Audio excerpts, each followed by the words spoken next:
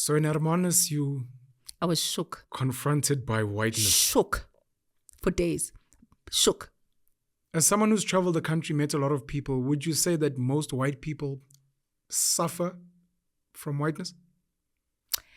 I think many of them are prone to, right? They have the potential to suffer from it.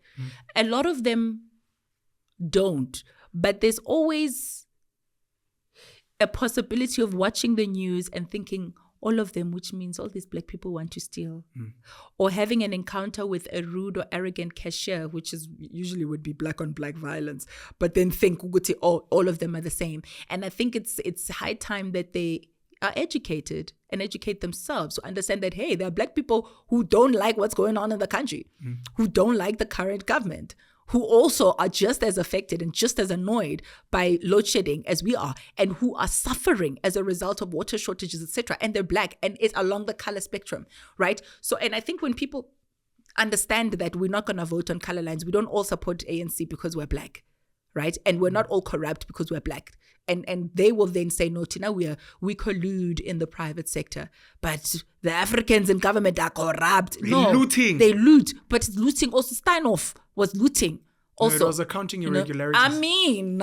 Right? So for me, I think it comes to a point where people can educate or should educate themselves to know what it means to carry the legacy of apartheid the way in which we have. And we also don't want to be turning around every 2 minutes and crying apartheid. We don't, right? But there are structural things that should have been addressed by now, because we also must also take, responsibility for our own goals.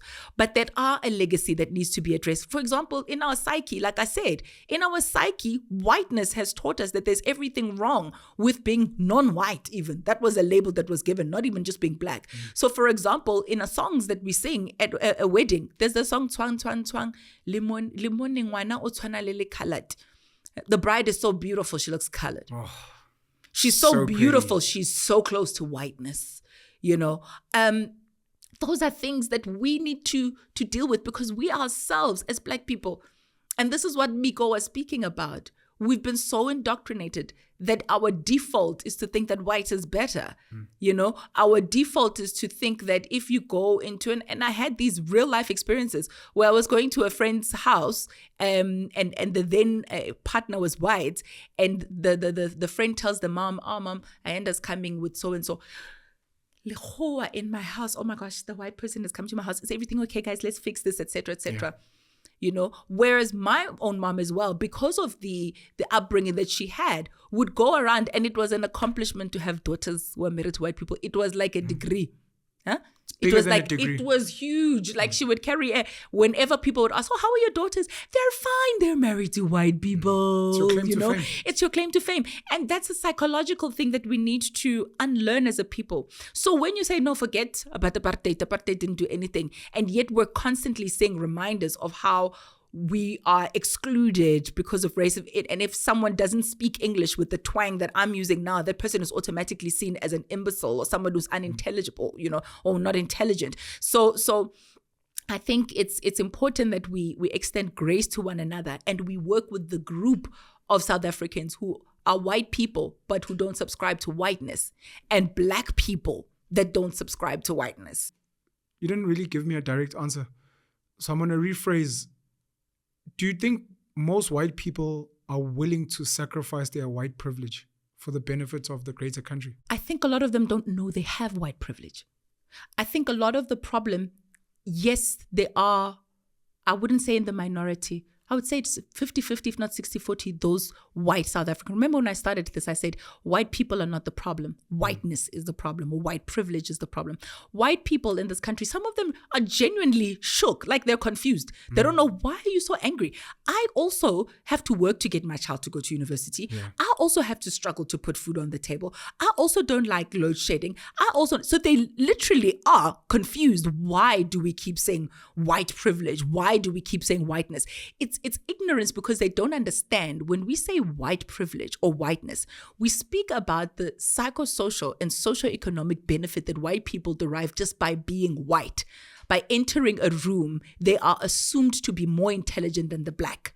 By going into any public space, they are given that much more respect by the average black person by virtue of the fact that they are white. When they go into a church, a black church, and they are late, automatically whoever's sitting in the front must stand up for the white person to sit in there. That is what we mean by white privilege. It is by associating anything that is close to whiteness as better than black. So if they can understand what it means to have that white privilege, they will understand and exercise with the power that they have with their privilege accordingly to say, now I need to sit back. Do you think they would sacrifice I think that? if they knew. I think You if they think they would understood. sacrifice that? I think if they understood, at least If maybe I it's knew what wishful. Zulu privilege was and what it means to be umZulu. I Walking think, around, baba, ngithi mina ngithola uShaka Zulu la, I think- ngeke ngazongithinta. Yeah, no, You think I'd want to Zulu sacrifice people, that? We need to also talk about Zulu privilege at some day. But I think if they understood how it would work to their advantage, if they sacrificed it, they would. If they understood the correlation and how all the dots connect. Remember, those who are happily exercising whiteness without a care in the world and who are not interested in any way, shape, or form with amalgamating the rest of the country, they are the ones who, the vast majority of them own the means of production. They are moneyed to kingdom come, Sure. right? The third, fourth, fifth generation is sorted out. They have no interest in building this country. Sure. So they have no interest in buying into this, one South Africa that we're building.